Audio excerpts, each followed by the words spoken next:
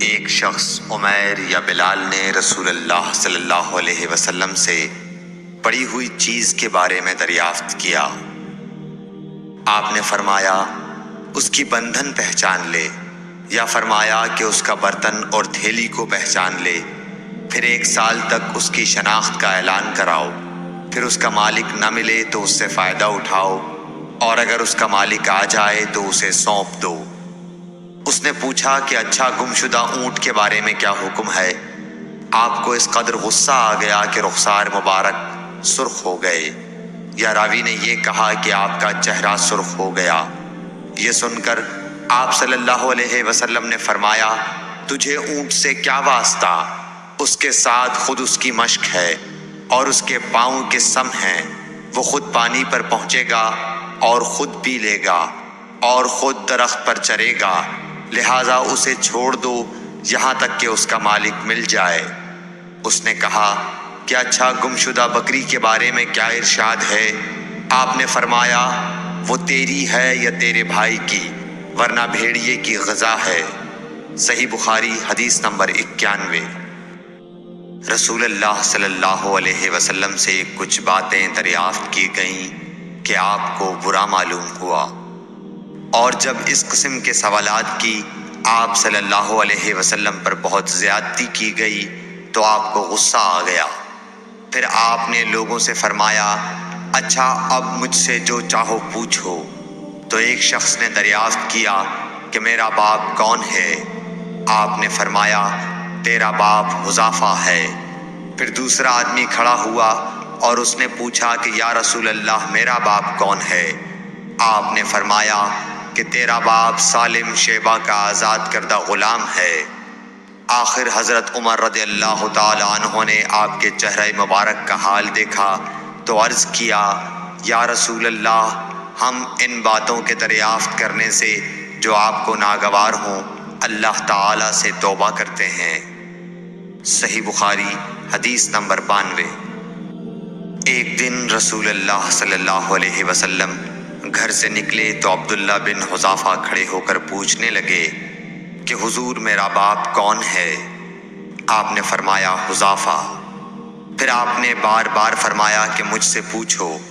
تو حضرت عمر رضی اللہ عنہ نے دو زانو ہو کر عرض کیا کہ ہم اللہ کے رب ہونے پر، اسلام کے دین ہونے اور محمد صلی اللہ علیہ وسلم کے نبی ہونے پر راضی ہیں، اور یہ جملہ 3 مرتبہ دہرایا۔ پھر یہ سن کر رسول اللہ صلی اللہ علیہ وسلم خاموش ہو گئے۔ صحیح بخاری حدیث نمبر 93۔ نبی اکرم صلی اللہ علیہ وآلہ وسلم جب سلام کرتے تو 3 بار سلام کرتے، اور جب کوئی کلمہ ارشاد فرماتے تو اسے 3 بار دہراتے یہاں تک کہ خوب سمجھ لیا جاتا۔ صحیح بخاری حدیث نمبر 94۔ رسول اللہ صلی اللہ علیہ وسلم جب کوئی کلمہ ارشاد فرماتے تو اسے 3 بار لوٹاتے یہاں تک کہ خوب سمجھ لیا جاتا، اور جب کچھ لوگوں کے پاس آپ تشریف لاتے اور انہیں سلام کرتے تو 3 بار سلام کرتے۔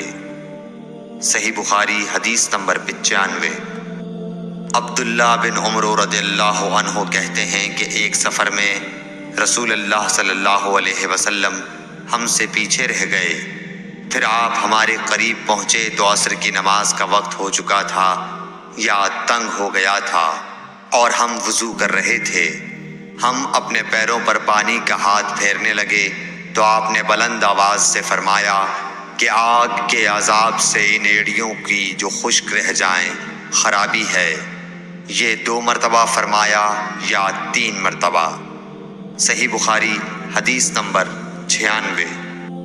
رسول اللہ صلی اللہ علیہ وسلم نے فرمایا کہ 3 شخص ہیں جن کے لیے دگنا اجر ہے۔ ایک وہ جو اہل کتاب سے ہو اور اپنے نبی پر اور محمد صلی اللہ علیہ وسلم پر ایمان لائے۔ دوسرے وہ غلام جو اپنے آقا اور اللہ دونوں کا حق ادا کرے، اور تیسرے وہ آدمی جس کے پاس کوئی لونڈی ہو جس سے شباشی کرتا ہے، اور اس کو تربیت دے تو اچھی تربیت دے، تعلیم دے تو عمدہ دے، پھر اسے آزاد کر کے اس سے نکاح کر لے تو اس کے لیے دگنا اجر ہے۔ صحیح بخاری حدیث نمبر 97۔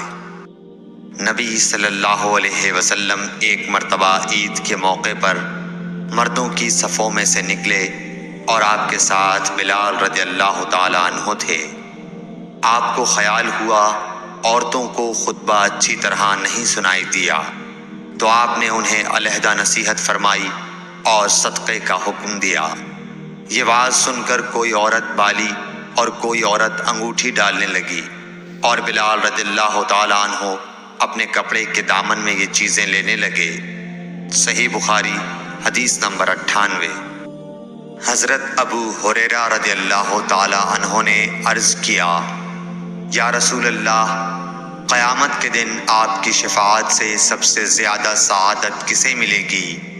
تو رسول اللہ صلی اللہ علیہ وسلم نے فرمایا، اے ابو ہریرہ، مجھے یقین تھا کہ تم سے پہلے کوئی اس کے بارے میں مجھ سے دریافت نہیں کرے گا، کیونکہ میں نے حدیث کے متعلق تمہاری حرص دیکھ لی تھی۔